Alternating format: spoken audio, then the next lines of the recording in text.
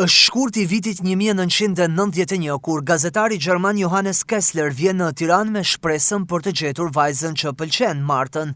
Por rastësia do ta bëjë dëshmitar të rrëzimit të statujës së Enver Hoxhës në Shesh. 34 vite më vonë, ai rikthehet të takojë po të njëjtit njerëz të cilët pretendojnë se kanë rrëzuar përmendoren. Ky është subjekti manual rrëzimi i studiueses Jonila Godole, një roman mbi kujtesën, heshtjen dhe mënyrën si ja tregojnë vetes të kaluarën që u prezantua në Shkodër. Kemi një ngjarje historike 20 shkurt 1991 dhe 7 personazhe të cilët secili e ka parë ndryshe. Secili mendon që e ka rrëzuar ai statujën, secili mendon që ai e di të vërtetën e rrëzimit të statujës dhe si erdhi ngjarja deri aty, por kush e rrëzoi atë?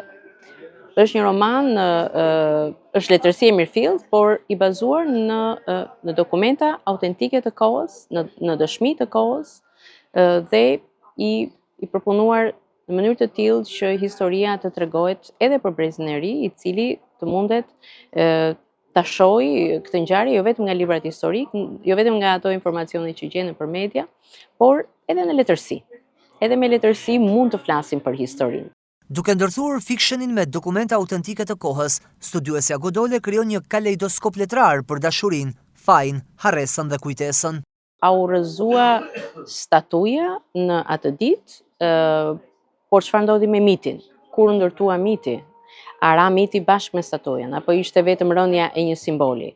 Dhe mbase rënja e statujës mos ka qenë më herët, mos ka qenë që në Shkodër, në janar të 90-s apo në dhjetor të 90-s, përpara se sa të vinim në shkurt të 1991-shin, pra këto janë pyetje me të cilat gazetari gjerman Johannes Kessler, që është personazhi kryesor i librit, vjen në Shqipëri dhe përballet me këta dëshmitar, të cilët secili i thot atij që ai e di të vërtetën, dhe në fund gjen 7 dëshmi të ndryshme, dokumenta që thon gjëra krejt të tjera, dokumentat e kohës, dokumentat që kanë dalë më pas, dhe pastaj çfarë mendon ai vet, kjo mbetet lexuesit që ta gjej. Ky libër më shumë se sa jep përgjigje pyetjes se kush e rrëzoi statujën, ha pyetje të reja se si duhet ta kujtojmë të shkuarën dhe çfarë përfaqëson ajo në kujtesën tonë kolektive, pikërisht kur po bëhemi gati të përkujtojmë 35 vjetorin e kësaj ngjarje. Në 2026 do të jetë 35 vjetori i rrëzimit të statujës së diktatorit Hoxha në Tiranë dhe është një moment reflektimi, do të jetë të shpresojmë që do të jetë një moment reflektimi çfarë ka bërë Shqipëria në këto 35 vite, çfarë ka bërë për ta kujtuar atë kohë, por mbi të gjitha për të ballafaquar me atë kohë ashtu siç ishte dhe pasojat që kalon sot. Manual rrëzimi është një roman mbi një ngjarje reale, por që secili e kujton ndryshe.